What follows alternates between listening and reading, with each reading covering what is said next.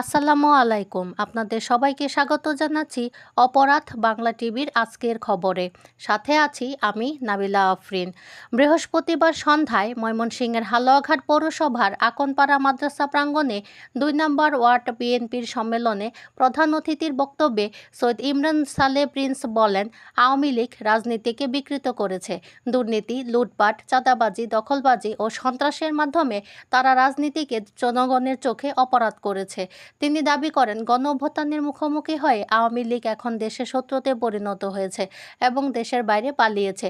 তিনি আরও বলেন, রাজনীতির সময়কাল ভালো ও খারাপ থাকে। বিএনপির খারাপ সময় যাতে না আসে সেজন্য তারেক রহমান পরিবর্তনের রাজনীতি করছেন।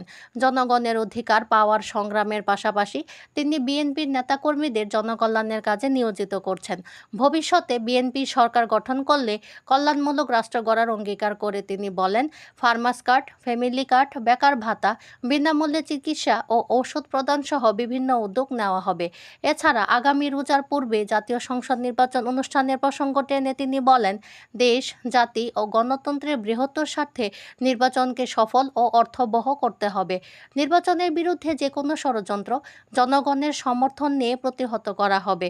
সম্মেলনে সভাপতি হিসেবে উপস্থিত ছিলেন হালুয়াঘাট পৌর বিএনপির আহ্বায়ক হানিফ মোহাম্মদ শাকিরুল্লাহ এবং সঞ্চালনা করেন তাজিকুল ইসলাম।